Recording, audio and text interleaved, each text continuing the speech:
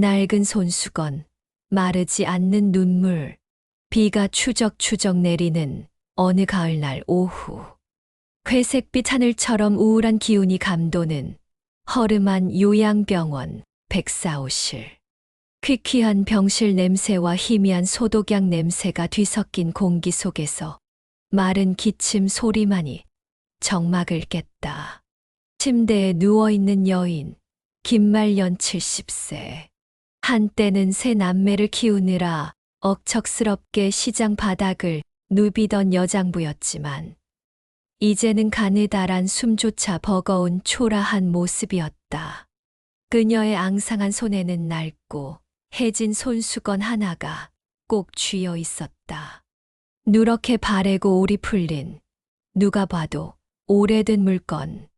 그 손수건에는 얼룩덜룩한 자국들이 희미하게 남아 있었는데 그건 그녀가 살아온 날들의 땀방울이자 눈물 자국이었다. 엄마, 툭, 낮은 목소리가 병실 문턱을 넘었다. 말년의 첫째 딸, 박선주 45세.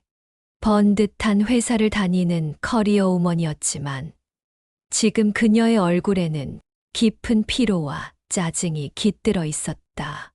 억지로 걸음을 옮겨 침대 곁에 선 선주는 말년의 야윈 얼굴을 보고도 별다른 감정의 동요 없이 뻣뻣하게 입을 열었다.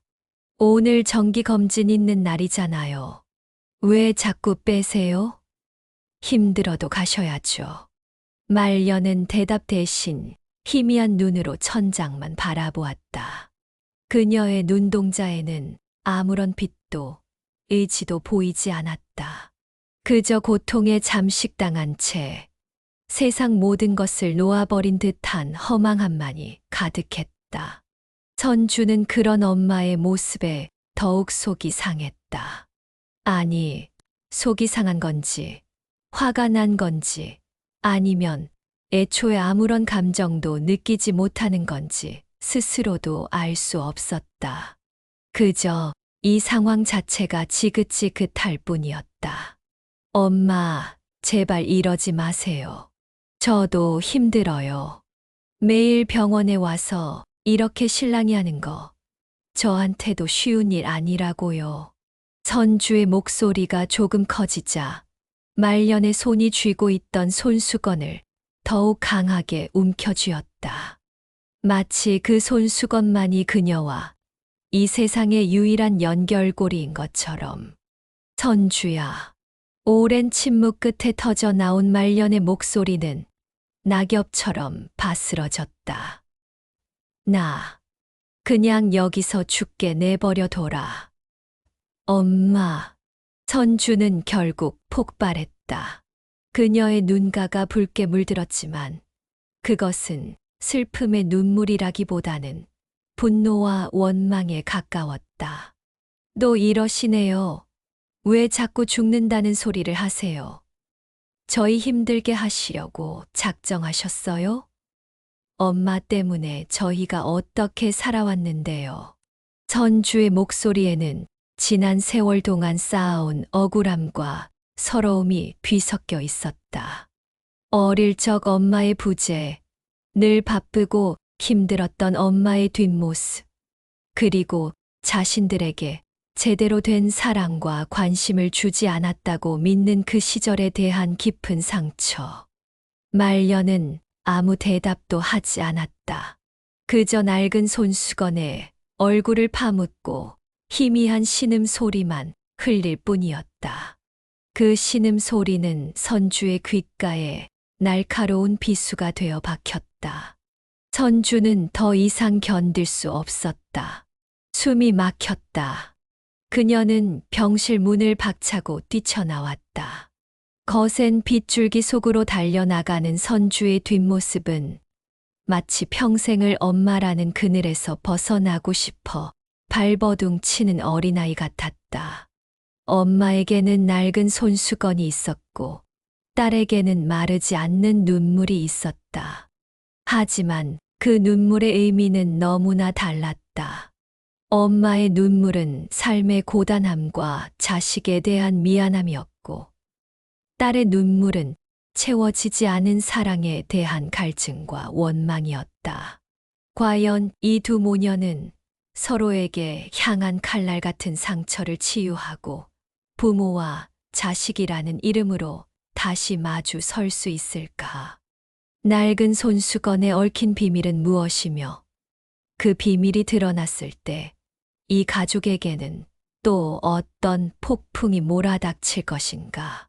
비는 그칠 줄 모르고 내렸고 세상은 빗물에 젖어 더욱 차갑고 쓸쓸해 보였다.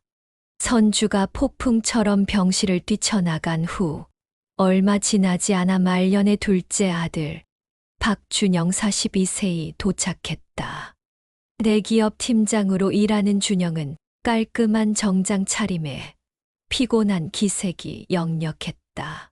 그는 누나 선주처럼 감정을 드러내기보다는 상황을 파악하고 해결하려는 타입이었다. 어머니, 괜찮으세요? 준영이 조심스럽게 물었지만 말년은 여전히 손수건에 얼굴을 묻은 채 미동도 없었다. 침대맡 의자에 앉은 준영은 한숨을 쉬었다. 매번 같은 상황의 반복이었다. 엄마의 고집과 누나의 히스테리, 그리고 그 사이에 낀 자신과 막내 여동생. 누나는요? 준영이 간호사에게 물었다. 방금 전에 엄청 화를 내시면서 나가셨어요. 검진 받으시는 걸 자꾸 거부하셔서요. 준영은 눈을 감고 이마를 짚었다. 정말이지. 그때 병실 문이 다시 열리고 막내딸 박지혜 35세가 들어섰다. 자유로운 영혼을 가진 프리랜서 디자이너인 지혜는 언니, 오빠와는 달리 화려한 옷차림에 밝은 미소를 짓고 있었다. 하지만 그 미소 뒤에는 가족에게 말 못할 불안감과 외로움이 숨어 있었다. 엄마, 나왔어. 지혜는 생기 없는 엄마의 얼굴을 보고도 애써 밝은 목소리를 냈다. 오빠, 선주 언니는? 방금 화내고 나갔어. 엄마가 또 검진 안 받겠다고 했어. 준영이 지친 목소리로 답했다. 아, 정말. 왜 자꾸 그러시는 거야? 아프면 치료를 받아야 할 거 아니야. 지혜의 목소리에도 짜증이 묻어났다. 세 남매는 각자 다른 방식으로 엄마에게 불만을 표출했지만 그 근원에는 엄마로부터 제대로 된 사랑을 받지 못했다는 공통된 상처가 자리하고 있었다. 선주는 엄마의 희생을 강요하는 듯한 태도에 분노했다. 어릴 적 엄마는 늘 바빴고 자신에게는 잔소리와 엄격함만을 보였다고 생각했다. 엄마 때문에 자신의 꿈을 포기하고 동생들을 돌봐야 했다는 피해의식이 그녀를 괴롭혔다. 준영은 가장의 무게를 짊어진 엄마의 힘든 뒷모습을 보며 자랐다. 엄마는 늘 돈과 생계를 최우선으로 생각했고 따뜻한 말이나 격려는 부족했다. 성공해서 엄마를 기쁘게 해드려야 한다는 강박이 있었지만 정작 엄마에게는 다가서기 어려웠다. 지혜는 세 남매 중 가장 어렸기에 엄마의 손길이 가장 필요했을 때 엄마는 이미 지쳐 있었다. 그녀는 엄마에게서 충분한 관심과 애정을 받지 못했다고 느꼈고 그 결핍을 채우기 위해 늘 외부의 인정을 갈구하며 불안정하게 살았다. 세 남매에게 엄마, 김말년은 사랑스러운 엄마이기보다는 버겁고 이해할 수 없는 존재였다. 그들은 각자의 상처를 끌어안고 엄마를 원망하거나 아니면 무관심으로 일관했다. 오빠, 엄마 저 손수건은 뭐야? 맨날 저것만 쥐고 있네. 지혜가 말년의 손에 들린 낡은 손수건을 가리켰다. 준영이 무심하게 대답했다. 몰라. 어릴 때부터 늘 갖고 계셨잖아. 해진 걸 왜 저렇게 소중하게 생각하시는지 원. 세 남매는 그 손수건에 얽힌 엄마의 아픈 과거를 전혀 알지 못했다. 아니, 알려고 하지도 않았다.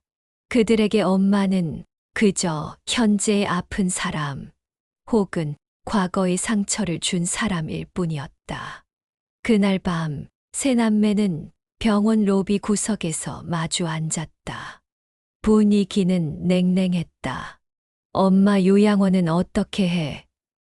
계속 이 병원에만 계실 수는 없잖아. 선주가 차갑게 말했다. 아직 퇴원 결정 난 것도 아니고 좀 더 지켜보자. 준영이 미온적으로 답했다. 지켜보긴 뭘 지켜봐. 오빠는 맨날 그런 식이야. 언니 말대로 우리만 힘들잖아. 지혜가 목소리를 높였다. 야, 박지혜. 내가 엄마 간병을 해봤어. 병원비를 대봤어. 말 함부로 하지 마. 선주가 쏘아붙였다. 언니야말로 엄마한테 맨날 그렇게 모질게 말해야 직성이 풀려? 엄마가 불쌍하지도 않아. 불쌍해. 그럼 내가 모시고 살든가. 세 남매의 대화는 이내 싸움으로 번졌다. 엄마 때문에 모인 자리에서조차 그들은 서로를 핥히고 상처 입혔다. 그들에게는 엄마에 대한 걱정보다 엄마로 인해 생긴 자신들의 상처와 불만이 더 중요했다. 이 모습을 병실 창문 너머로 지켜보던 말년은 낡은 손수건을 더욱 세게 끌어안았다. 그녀의 눈에서는 소리 없는 눈물이 흘러내렸다. 자식들의 싸움 소리, 자신을 향한 원망과 짜증. 그 모든 것이 비수가 되어 그녀의 심장을 찔렀다. 내 잘못이야. 다 내 탓이야. 말년은 흐릿해지는 의식 속에서도 과거의 한순간을 떠올렸다. 피 묻은 손, 낡은 손수건, 그리고 사랑하는 사람을 지키기 위해 내렸던 가혹한 결정. 그 손수건에는 과연 어떤 비밀이 숨겨져 있길래 김말년은 죽음의 문턱에서도 그것을 놓지 못하는 것일까? 그리고 그 비밀이 세 남매의 얼어붙은 마음을 녹일 수 있을까? 아니면 더 깊은 파멸로 이끌까? 세 남매가 병원 로비에서 각자의 상처를 후벼 파는 동안 요양병원 구석진 창고에서는 정리 작업이 한창이었다. 말년의 오랜 짐들을 다른 병실로 옮기기 위해 물건들을 꺼내던 직원이 낡은 상자 하나를 발견했다. 먼지가 수북이 쌓인 그 상자 안에는 오래된 편지 뭉치와 빛바랜 사진들이 가득했다. 직원은 별 생각 없이 상자를 병실로 옮겨 놓았다. 며칠 뒤 병원을 찾은 준영은 엄마의 침대 곁에 놓인 낯선 상자를 발견했다. 이게 뭐예요? 준영이 간호사에게 물었다. 아, 어머님 짐 정리하다 나온 거예요. 창고에 오래 있었나 봐요. 준영은 상자 뚜껑을 열었다. 먼지 냄새와 함께 곰팡이 냄새가 확 풍겨왔다. 맨 위에 놓인 것은 낡은 사진 앨범이었다. 표지는 다 해지고 모서리는 닳아 있었다. 준영은 무심하게 앨범을 펼쳤다. 앨범 속 사진들은 흑백이거나 색이 바래서 제대로 알아보기 힘들 정도였다. 하지만 몇 장의 사진에서 준영은 익숙한 얼굴을 발견했다. 젊은 시절의 엄마 김말년이었다. 지금과는 달리 눈빛이 살아있고 수줍지만 환하게 웃고 있는 모습이었다. 그때 준영의 시선이 한 사진에 멈췄다. 엄마 옆에 서 있는 낯선 남자. 훤칠한 키에 부드러운 눈매를 가진 그 남자는 엄마와 다정하게 어깨동무를 하고 있었다. 엄마의 얼굴에는 지금껏 준영이 본 적 없는 행복으로 가득 찬 미소가 피어 있었다. 이 남자, 누구지? 준영은 사진을 한참 동안 들여다보았다.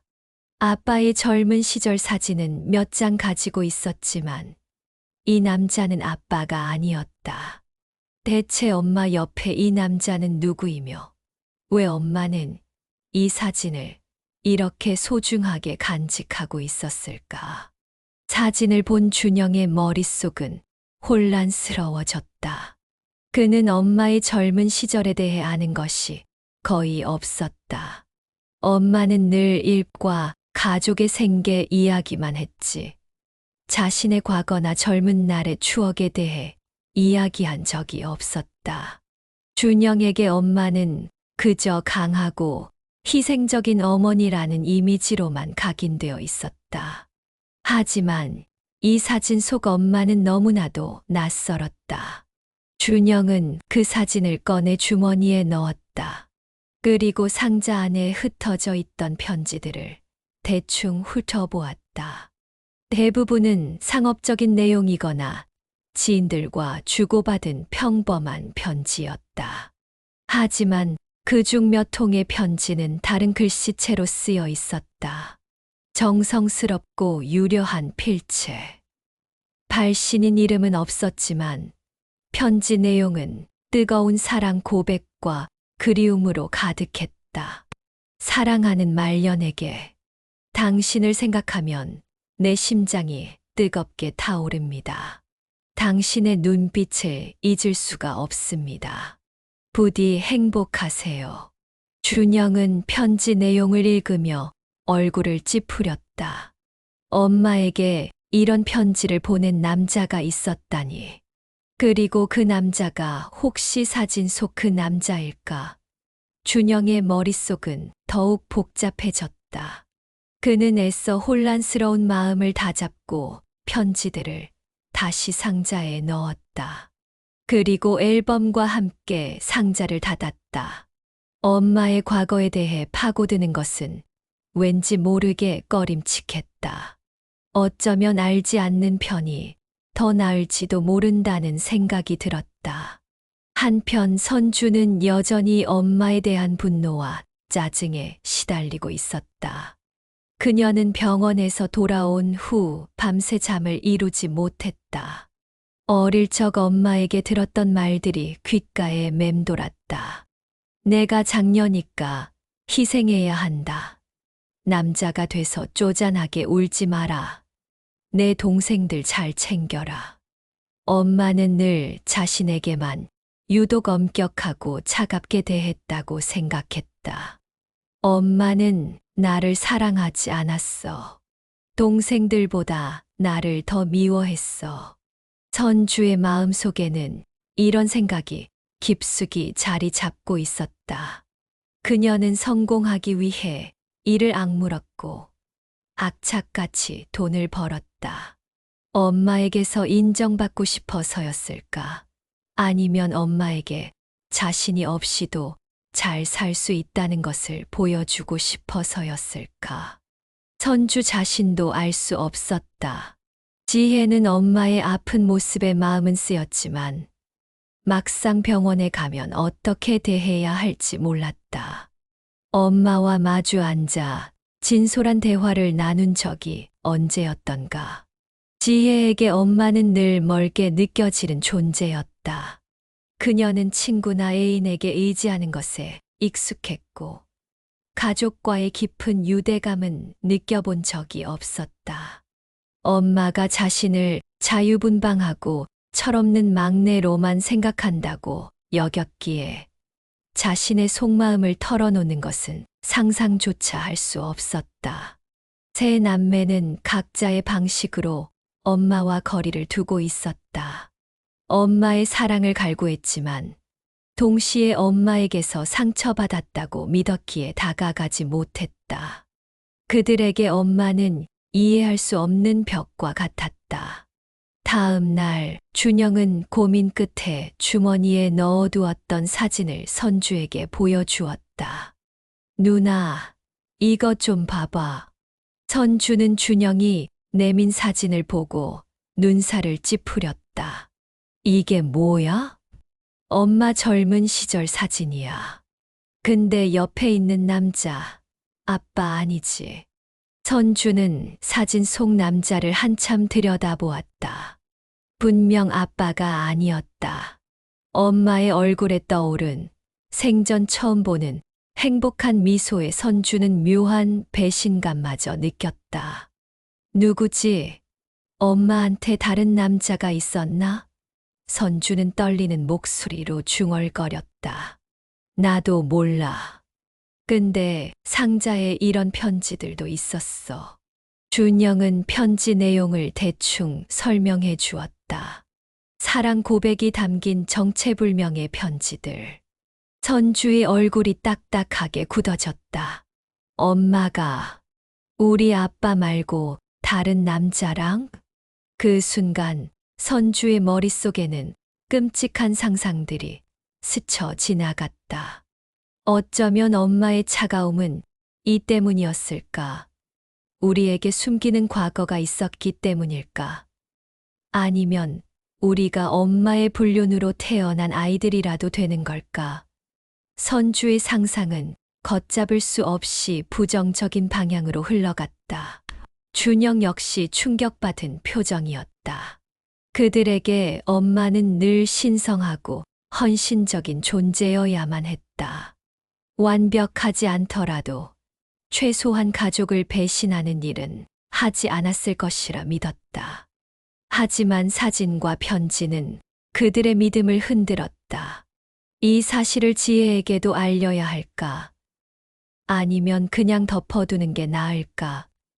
세 남매는 엄마의 낡은 상자에서 나온 사진 한 장과 몇 통의 편지로 인해 겉으로는 드러나지 않았던 엄마의 숨겨진 과거와 마주하게 되었다. 그리고 그 과거는 현재의 가족 관계에 더 깊은 균열을 일으킬 조짐을 보였다.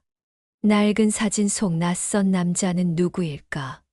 엄마의 손수건과 이 남자는 어떤 관계가 있을까? 그리고 이 비밀이 밝혀졌을 때 세 남매는 엄마를 용서하고 이해할 수 있을까? 아니면 더 큰 절망에 빠지게 될까? 낡은 사진 한 장과 정체불명의 편지 몇 통은 세 남매의 머릿속에 걷잡을 수 없는 의심의 씨앗을 뿌렸다. 선주는 불안한 눈빛으로 준영과 마주 앉아 사진을 노려보았다. 오빠, 아무래도 이상해. 엄마 성격에 절대 아빠 말고 다른 남자에게 눈 돌릴 사람이 아니잖아. 그런데 이 사진은 뭐야? 그리고 이 편지들은 누가 봐도 사랑 편지잖아. 준영도 얼굴이 심각해졌다. 그러게 말이야. 나도 도무지 이해가 안 가. 엄마가 우리한테 이런 걸 숨겼다는 것도 믿기지 않고. 숨겼지. 당연히 숨겼지. 엄마는 늘 우리한테 아무 말도 안 했잖아. 자기 속마음 한 번 제대로 보여준 적 있었냐고. 선주의 목소리가 다시 격앙되었다. 어쩌면 우리가 모르는 엄마의 다른 삶이 있었던 거 아닐까? 우리가 알고 있는 엄마는 가짜고. 누나, 진정해. 아직 아무것도 모르잖아. 아무것도 모르는데 이렇게 충격적이잖아. 대체 이 남자는 누구야? 아빠가 살아계실 때 만났던 사람이야? 그럼 엄마가 바람을? 선주의 입에서 차마 내뱉기 힘든 단어가 나오자 준영도 움찔했다. 그들의 어머니 김말년.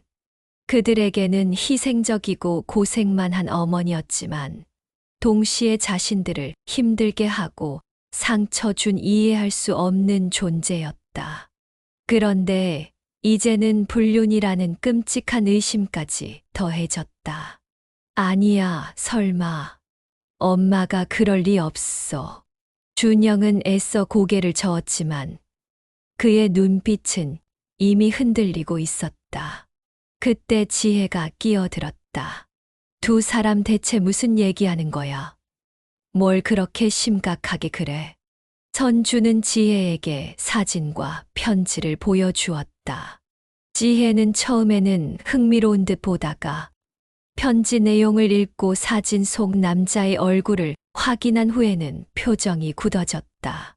세상에, 엄마한테 이런 비밀이 있었다니. 지혜의 목소리에는 놀라움과 함께 씁쓸함이 묻어났다. 지혜는 엄마가 자신에게 무관심했다고 생각했지만 이런 식으로 엄마의 숨겨진 과거를 마주하는 것은 또 다른 충격이었다. 어쩌면 우리가 엄마를 너무 몰랐던 걸지도 몰라.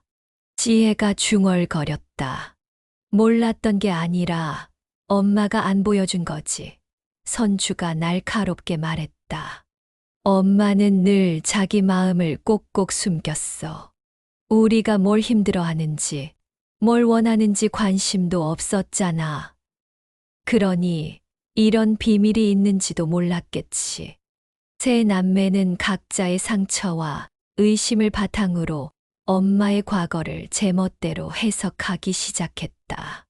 선주는 엄마의 불륜을 확신하며 배신감에 치를 떨었고, 준영은 복잡한 심경으로 엄마의 삶에 대한 혼란을 느꼈으며, 지혜는 엄마에게서 느끼는 거리감이 이런 비밀 때문이었다고 단정했다. 이 남자가 누군지 알아내야 해. 선주가 차갑게 말했다. 그리고 엄마한테 직접 물어봐야겠어. 이게 다 뭐야? 우리가 이런 식으로 엄마의 과거를 알게 돼야 하는 거냐고.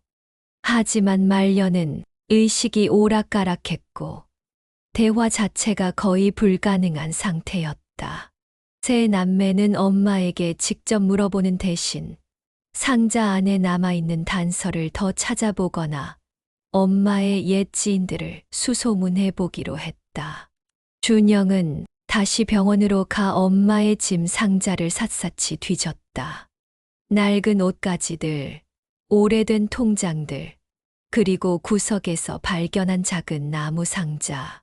상자 안에는 보석이나 돈 대신 빛바랜 종이, 조각들이 들어 있었다.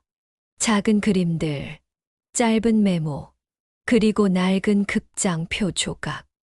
그중 준영의 눈길을 끈 것은 뒷면에 글씨가 쓰여진 작은 종이, 조각이었다. 펜으로 급하게 쓴 듯한 글씨. 말년아, 약속 장소에서 기다릴게. 제발 와줘. S. 사진 속 남자의 이니셜일까?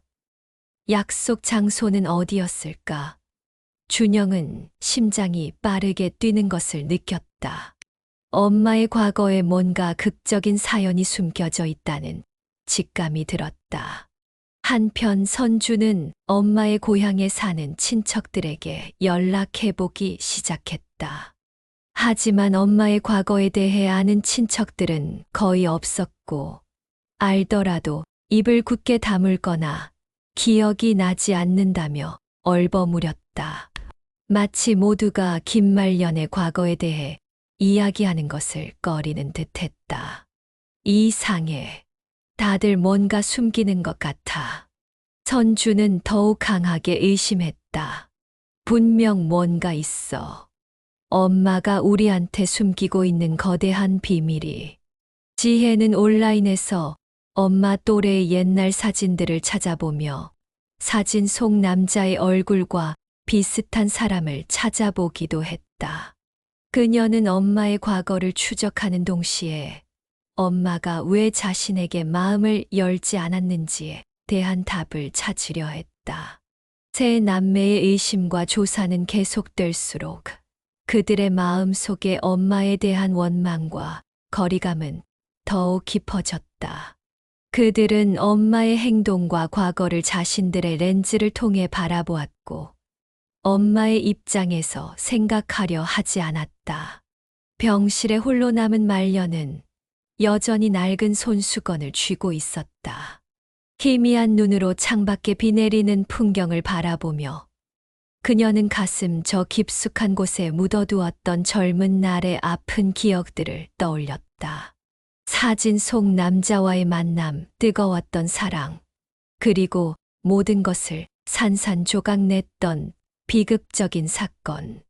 그녀에게 그 손수건은 단순한 물건이 아니었다. 그것은 사랑하는 사람과의 마지막 약속이었고, 평생 가슴에 묻고 살아야 했던 비밀의 증거였으며, 자식들에게 차마 말할 수 없었던 어머니의 아픈 사랑이었다. 세 남매는 엄마의 과거를 의심하며 멀어져 갔지만, 엄마는 그들을 위해 자신의 전부를 바쳤던 그 시절의 기억 속에서 홀로 눈물 흘리고 있었다. 과연 세 남매는 엄마의 숨겨진 진실을 알게 될 수 있을까? 그 진실은 그들을 화해로 이끌까? 아니면 돌이킬 수 없는 파국으로 몰아넣을까? 낡은 손수건에 담긴 엄마의 진짜 사랑 이야기는 언제쯤 빛을 볼 수 있을까? 말년은 침대에 누워 낡은 손수건을 매만졌다. 손끝에 닿는 부드럽지만 해진 감촉이 그녀를 먼 과거로 이끌었다. 시간의 파도를 거슬러 올라간 기억은 가장 찬란했지만 동시에 가장 아팠던 시절에 멈춰섰다. 회상 1970년대, 푸른 청춘과 첫사랑. 20살의 김말년은 싱그러운 미소와 당찬 눈빛을 가진 아가씨였다. 시장에서 어머니를 도와 장사를 했지만 그녀의 꿈은 좁은 시장을 벗어나 더 넓은 세상으로 나가는 것이었다. 어느 날 시장 어기 작은 음악다방에서 그녀는 한 남자를 만났다. 20살의 서태수. 깔끔한 외모와 부드러운 말투, 그리고 무엇보다 그녀의 꿈을 응원해주는 따뜻한 눈빛을 가진 남자였다. 그는 미대에 다니는 학생이었고, 그림을 통해 세상을 아름답게 만들고 싶다고 했다. 태수는 말년에게 그림을 가르쳐 주었고, 세상의 아름다움을 보여주었다. 그녀는 그의 캔버스 위에서 자유롭게 뛰어노는 색깔들을 보며 난생 처음 행복이라는 감정을 느꼈다. 답답했던 현실에서 벗어나 꿈과 사랑이 가득한 세상으로 초대받은 듯했다. 두 사람은 빠르게 사랑에 빠졌다. 시장 바닥의 억척스러운 삶과는 너무나 다른 순수하고 뜨거운 사랑이었다. 태수는 말년에게 그림 도구를 선물했고, 그녀에게 넌 아름다움을 볼 줄 아는 눈을 가졌으니 세상의 모든 아름다움을 내 손으로 그려보라고 격려했다. 말년은 태수의 격려 속에서 난생 처음 나 자신에게 집중할 수 있었다. 그림을 그리는 동안만큼은 시장의 고된 노동과 집안의 어려움을 잊을 수 있었다. 그녀의 그림에는 서툴지만 생기 넘치는 색깔과 희망이 가득 담겼다. 태수는 그런 말년의 그림을 보며 진심으로 기뻐했다. 말년아, 내 그림에는 내 영혼이 담겨 있어. 세상에 단 하나뿐인 아름다움이야. 하지만 그들의 사랑은 순탄치 않았다. 태수의 집안은 꽤 부유했고, 말년은 가난한 시장 상인의 딸이었다. 태수의 부모님은 두 사람의 교제를 완강히 반대했다. 태수야, 내가 만날 사람은 내 앞길에 도움이 될 만한 사람이어야 한다. 저런 애가 내 인생에 무슨 도움이 되겠니? 태수의 아버지는 차갑게 말했다. 태수는 부모님의 반대에도 불구하고 말년을 포기하지 않았다. 아버지, 저는 말년이를 사랑해요. 돈이나 배경이 아니라 말년이 그 자체를 사랑한다고요. 하지만 시간이 흐를수록 집안의 반대는 더욱 거세졌고, 태수에게는 유학이나 맞선 등 압박이 심해졌다. 말년은 자신이 태수의 앞길을 막는 짐이 되는 것 같아 괴로웠다. 어느 날 태수가 낡은 손수건 하나를 말년에게 건넸다. 하얀 무명 손수건 한 귀퉁이에 SM이라는 이니셜이 정성스럽게 수놓아져 있었다. 말년아, 이건 우리 둘만의 비밀이야. 이 손수건을 볼 때마다 우리 사랑을 기억해줘. 어떤 어려움이 닥쳐도 우리는 이 손수건처럼 변치 말자. 말년은 손수건을 받아들고 눈물 흘렸다.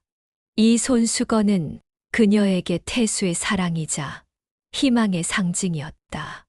하지만 운명은 잔인했다. 태수가 집안의 강요로 강제로 유학을 가게 된 것이다. 태수는 떠나기 전날 밤 말년에게 마지막 편지와 함께 작은 상자를 건넸다.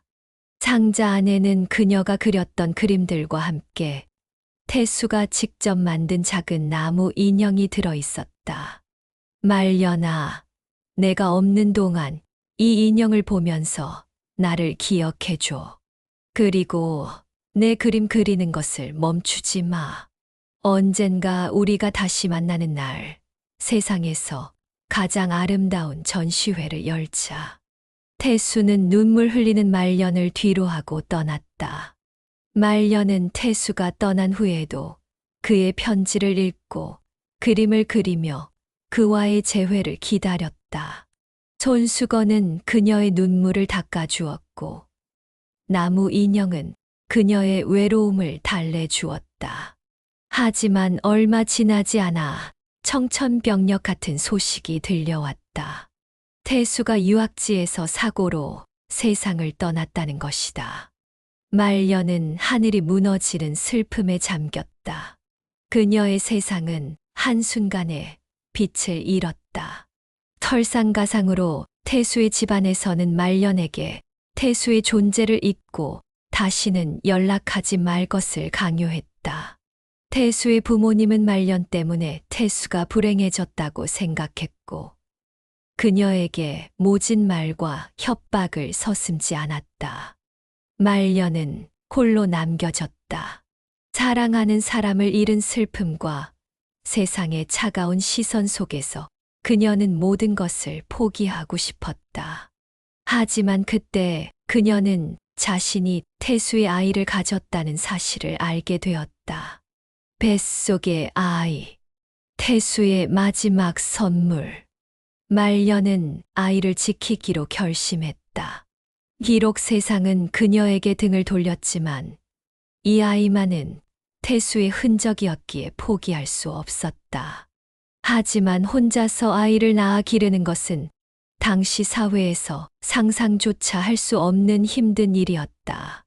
가족들은 그녀에게 등을 돌렸고 세상은 손가락질했다.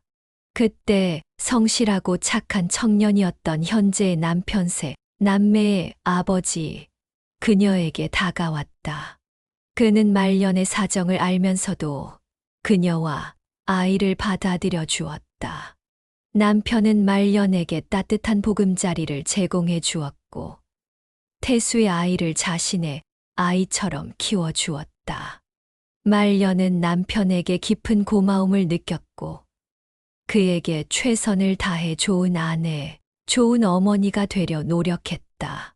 태수에 대한 사랑은 가슴 깊은 곳에 묻어두었다.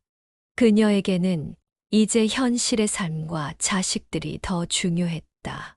하지만 태수와의 추억, 그리고 낡은 손수건과 태수가 남긴 그림들은 그녀의 삶 속에 깊숙이 자리 잡고 있었다. 그것들은 그녀의 젊은 날의 전부였고 세상에서 가장 소중했던 사랑의 증거였다. 시간은 흘렀고 세월은 말년을 억척스럽고 고된 어머니로 만들었다. 태수와의 사랑은 점점 흐릿해졌지만 그 아픔과 그리움은 여전히 그녀의 가슴 한구석에 남아 있었다. 말년은 회상에서 깨어났다. 낡은 손수건을 쥔 손에 힘이 들어갔다. 눈가에는 눈물이 맺혔다. 자식들에게 차마 말할 수 없었던 과거. 그것은 그녀에게 가장 아름다웠지만 동시에 가장 슬픈 비밀이었다. 세 남매는 엄마의 과거를 의심하며 진실과는 전혀 다른 방향으로 나아가고 있었다. 엄마의 침대 곁 낡은 상자 속 그림들과 편지, 그리고 사진들은 그저 엄마의 불륜 증거라고만 여기며 그 안에 담긴 엄마의 아픈 사랑과 희생을 전혀 헤아리지 못했다. 엄마는 자식들에게 따뜻한 말 한마디 건넬 기력조차 없었고, 자식들은 엄마의 차가움에 실망하며 더욱 멀어져 갔다. 진실은 바로 눈앞에 있었지만 서로를 향한 오해와 상처의 벽에 가로막혀 누구도 그것을 보려 하지 않았다. 과연 이 가족은 진실을 마주하고 서로의 마음을 이해할 수 있을까? 낡은 손수건에 얽힌 엄마의 비밀은 세 남매에게 어떤 의미로 다가올까? 그리고 그들은 엄마의 희생과 사랑을 비로소 깨달을 수 있을까? 엄마의 낡은 상자에서 나온 사진과 편지, 그리고 작은 나무 상자 속 그림들을 통해 엄마의 과거를 엿보게 된 세 남매. 하지만 그들이 마주한 진실은 조각나 있고 왜곡되어 있었다. 그들은 자신들의 상처와 편견의 렌즈를 통해 엄마의 과거를 바라보았고, 결국 진실과는 동떨어진 결론에 도달했다. 선주는 사진 속 남자가 엄마의 첫사랑 태수라는 사실은 모른 채 그저 아빠가 아닌 다른 남자와 다정하게 찍은 사진과 사랑 편지를 보고 엄마가 아빠를 배신했다고 단정했다. 와, 내 말이 맞았어. 엄마는 아빠 몰래 저 남자랑 만났던 거야. 우리가 엄마한테 제대로 된 사랑을 못 받은 것도 다 저 남자 때문일 거야. 선주는 자신의 불행과 엄마의 차가움이 모두 엄마의 과거 불륜 때문이라고 믿어버렸다. 그녀는 엄마에 대한 실망감과 분노에 휩싸였다. 평생 헌신적인 어머니라고 믿었던 존재가 사실은 자신들을 속이고 배신했다는 생각에 그녀는 엄마를 향한 마지막 신라 같은 애정마저 놓아버렸다. 준영 역시 충격에서 벗어나지 못했다. 성공해서 엄마를 기쁘게 해드리고 싶었던 그의 오랜 바람은 엄마의 숨겨진 과거 앞에서 맥없이 무너졌다. 그는 엄마의 삶이 자신이 알던 것과는 너무나 다르다는 사실에 혼란스러웠다. 특히 낡은 상자 속 그림들을 보며 엄마에게 예술적인 재능이 있었다는 사실에 놀랐지만 그것이 태수와 관련된 그림이라는 것을 알 리 없었다. 그는 그저 엄마가 자신들의 눈을 피해 몰래 그림을 그리며 다른 삶을 살았던 것에 대해 씁쓸함을 느꼈다. 엄마는 대체 우리한테 왜 그랬을까? 왜 솔직하게 말해주지 않고 다 숨겼던 걸까? 준영의 마음속에는 엄마에 대한 실망감과 함께 자신에게 속마음을 털어놓지 않은 엄마에 대한 서운함이 자리 잡았다. 지혜는 엄마의 과거에 대한 진실을 알고 싶어 하면서도 동시에 그것을 파헤치는 것이 두려웠다. 그녀는 엄마의 숨겨진 면을 보면서 엄마에게 더 이상 다가가기 어려워졌다. 엄마에게서 느끼는 거리감이 이런 비밀 때문이었다고 생각하니 엄마와의 관계를 개선하려는 노력 자체가 무의미하게 느껴졌다. 엄마는 우리한테 관심이 없었던 게 아니라 그냥 자기만의 세상에 빠져 살았던 거구나. 지혜는 엄마의 과거를 보며 자신에게 부족했던 엄마의 사랑이 어쩌면 당연한 결과였을지도 모른다고 체념했다. 세 남매는 서로 다른 방식으로 엄마의 과거를 오해하고 상처받았다. 그들은 엄마의 아픈 사연이나 당시 사회적 배경을 이해하려 하지 않았고, 오직 현재 자신들의 입장에서 엄마를 비난했다. 엄마가 낡은 손수건과 그림들을 얼마나 소중하게 생각했는지, 그 안에 어떤 아픔이 담겨 있는지는 전혀 헤아리지 못했다. 세 남매의 차가운 기운은 병실 안의 말년에게 고스란히 전달되었다. 자식들의 싸움 소리, 자신을 향한 날카로운 비난, 그리고 멀어져 가는 뒷모습. 희미한 의식 속에서도 말년은 자식들이 자신을 원망하고 있다는 것을 느꼈다. 내가 또 잘못했구나. 결국 아이들에게 상처만 주는구나. 말년의 눈에서는 하염없이 눈물이 흘러내렸다. 낡은 손수건은 그녀의 눈물로 흠뻑 젖었다. 그녀는 자식들에게 진실을 말해주고 싶었지만 입은 떨어지지 않았고 목소리는 나오지 않았다. 과거의 아픈 기억과 현재의 슬픔이 뒤섞여 그녀를 짓눌렀다. 세 남매는 엄마의 병세가 악화되는 것을 보면서도 엄마에게 따뜻한 말 한마디 건네거나 손 한 번 잡아주지 않았다. 그들의 마음속에는 엄마에 대한 원망과 실망감만이 가득했다. 엄마, 대체 왜 사세요? 저희 이렇게 힘들게 하시면서. 선주는 병실에서 나가기 전 차갑게 쏘아붙였다. 그 말은 말년의 심장에 비수처럼 꽂혔다. 말년은 자식들에게 자신이 얼마나 그들을 사랑했는지, 그들을 위해 얼마나 희생하며 살아왔는지 말해주고 싶었다. 태수와의 사랑은 아름다운 추억이었지만 자식들은 그녀의 삶의 전부였다. 태수의 아이를 홀로 지키려 했던 용기, 자신을 받아준 남편에게 감사하며 자식들에게 헌신했던 시간들. 그 모든 것이 자식들을 향한 그녀의 뜨거운 사랑이었다. 하지만 자식들은 그녀의 사랑을 보지 못했다. 그저 자신들에게 부족했던 것, 엄마 때문에 힘들었던 기억들만을 곱씹으며 엄마를 원망했다. 어느 날 밤, 말년은 꿈을 꾸었다. 젊은 시절의 태수가 환하게 웃으며 그녀에게 손을 내밀었다. 말년아, 이제 아프지 마. 이제 편히 쉬어. 꿈에서 깨어난 말년은 가슴에 묻어두었던 태수와의 추억을 떠올렸다. 그리고 낡은 손수건을 꺼내 들었다. 손수건에는 여전히 SM이라는 이니셜이 선명하게 남아 있었다. 태수야, 이제 나도 너에게 갈 때가 된 것 같아. 근데 우리 애들은 어떡하지? 내가 떠나면 우리 애들은 누가 보살펴주지?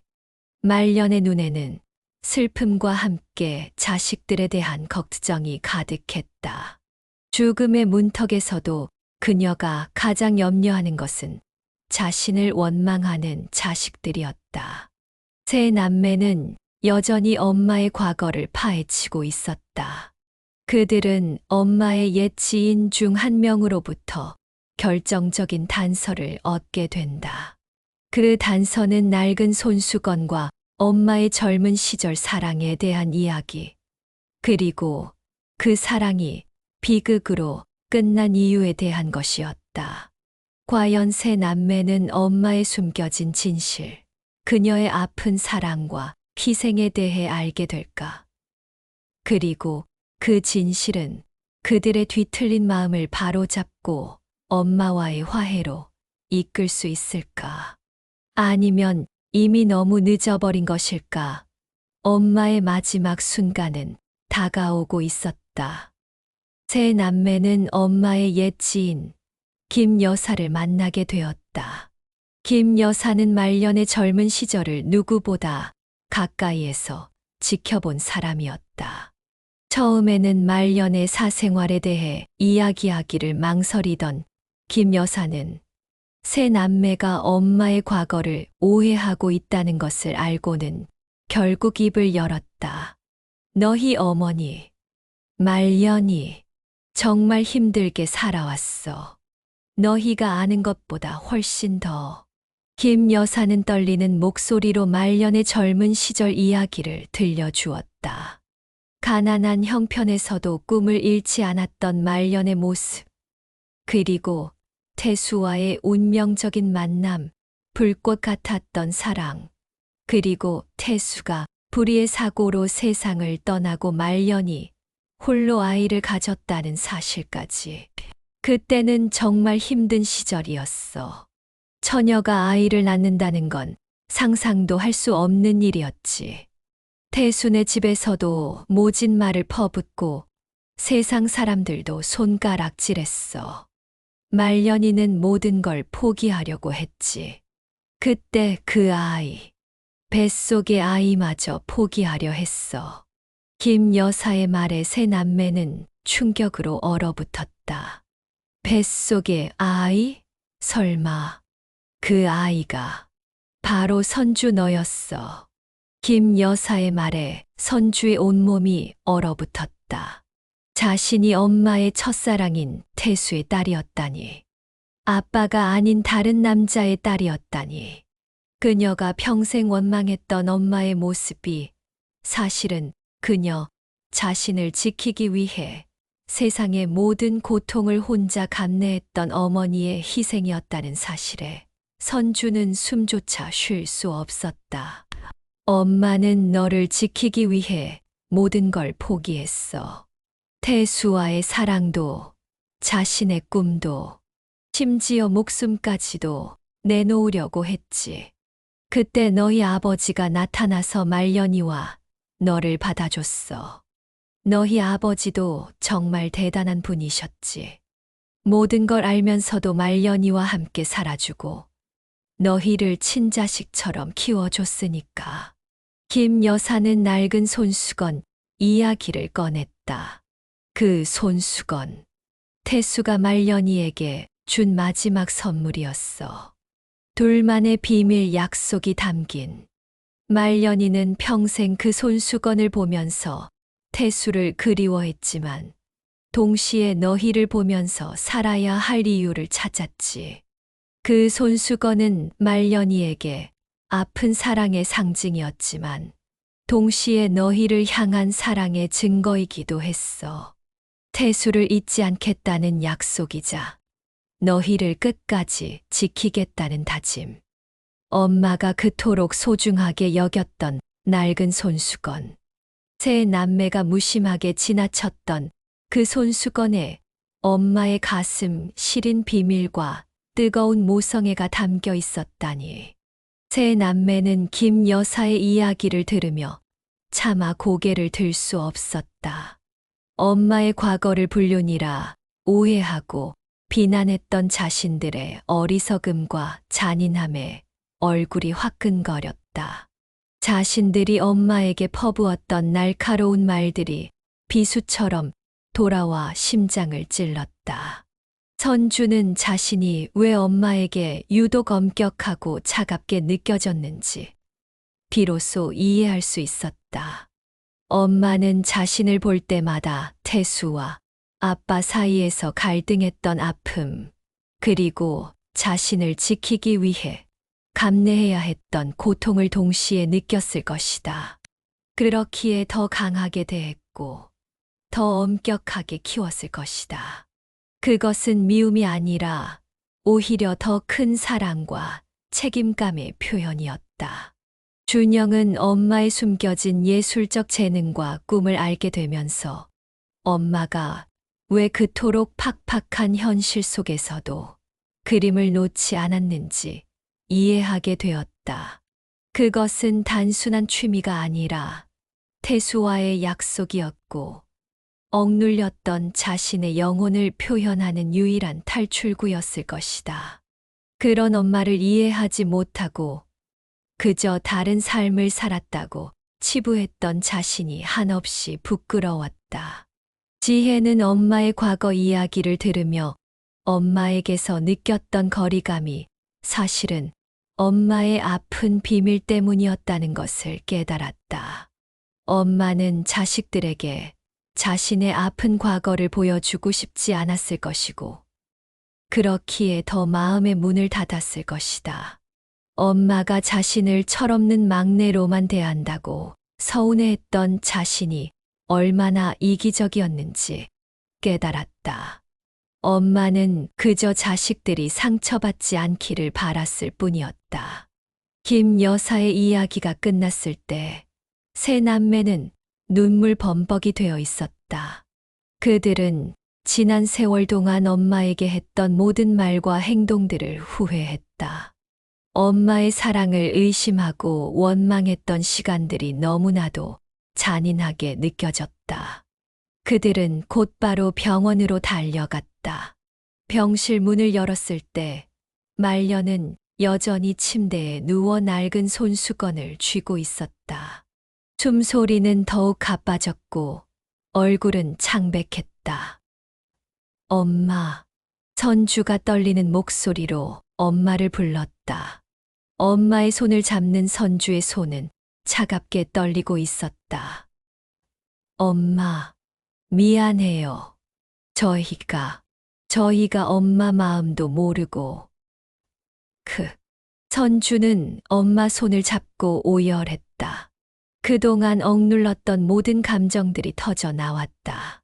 원망, 후회, 그리고 뒤늦게 깨달은 엄마의 사랑에 대한 슬픔. 준영과 지혜도 엄마 곁으로 다가가 눈물 흘렸다. 엄마, 저희가 잘못했어요. 정말 죄송해요. 말년은 희미하게 눈을 떴다. 흐릿한 시야에 눈물 흘리는 세 남매의 얼굴이 들어왔다.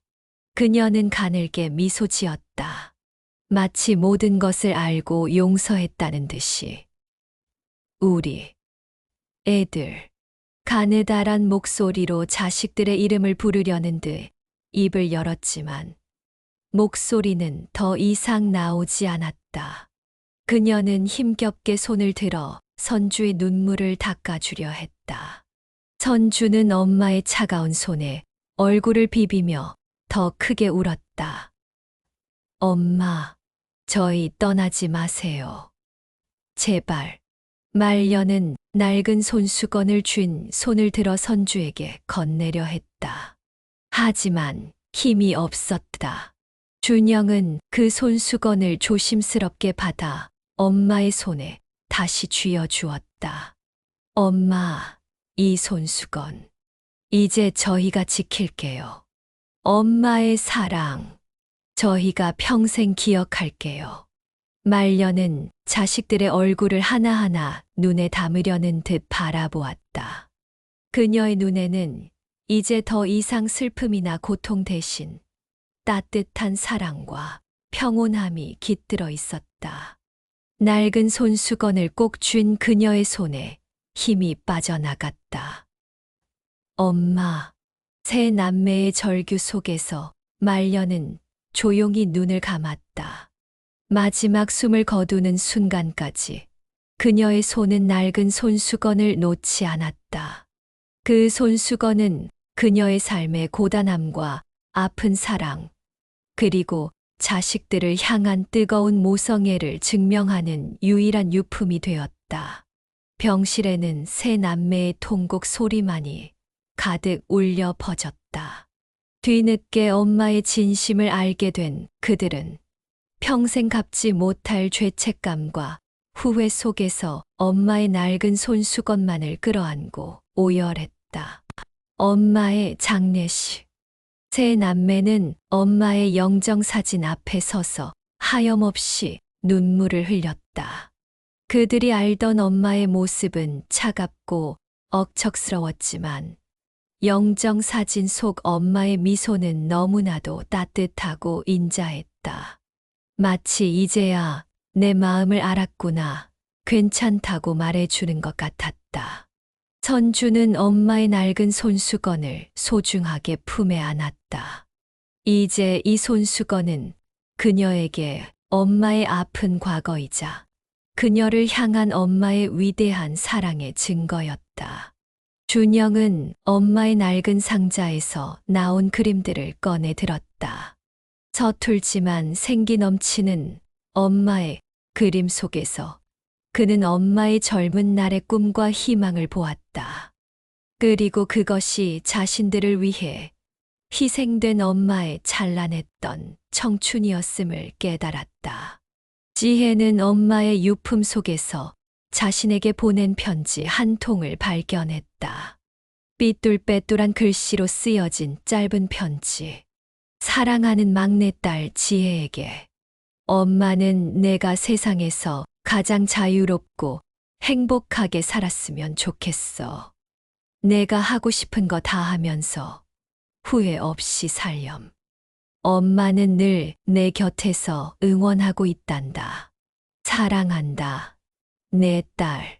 그동안 엄마에게서 듣고 싶었던 따뜻한 말들이 편지 한 장에 담겨 있었다. 지혜는 편지를 끌어안고 소리 내어 울었다. 엄마의 사랑은 늘 그곳에 있었는데 자신만 그것을 보지 못했던 것이다. 세 남매는 엄마를 떠나보낸 후에야 비로소 엄마의 진짜 사랑을 깨달았다.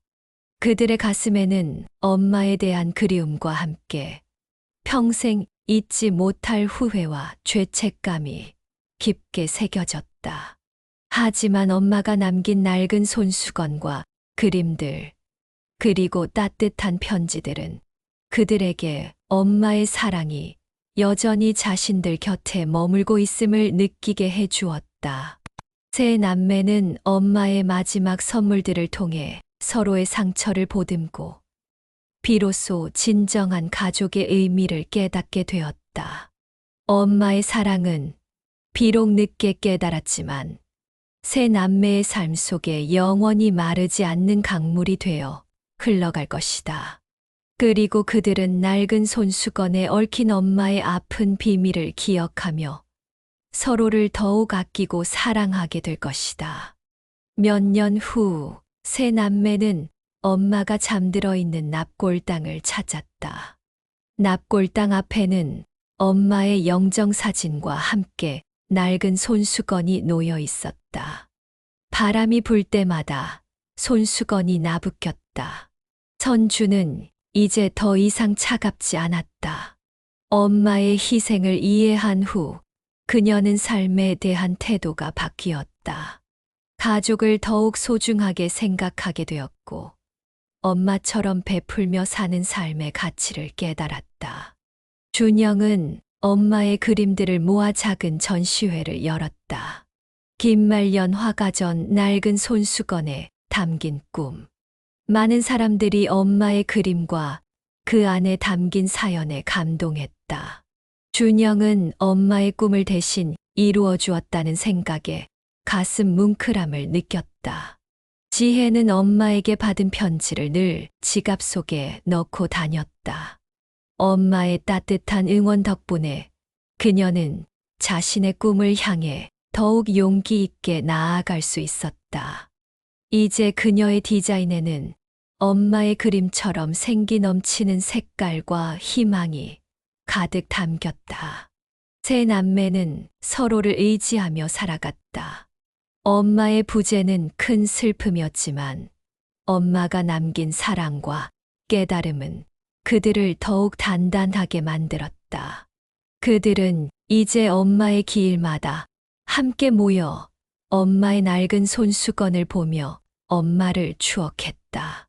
하늘은 맑았고 바람은 부드럽게 불었다. 낡은 손수건은 바람에 나부끼며 마치 엄마가 여전히 그들 곁에서 사랑을 보내는 듯했다. 세 남매는 서로의 손을 잡았다. 엄마의 사랑이라는 이름 아래 그들은 비로소 완전한 하나가 되었다. 늦은 깨달음이었지만 그 깨달음은 그들의 남은 삶을 비추는 따뜻한 빛이 되었다. 오늘 영상이 도움이 되셨다면 좋아요와 구독 버튼 눌러주시는 거 잊지 마세요. 소중한 의견도 댓글로 남겨주시면 감사하겠습니다. 다음 영상에서 더 유익한 내용으로 찾아뵐게요. 그럼 모두 건강하시고 행복한 하루 되세요.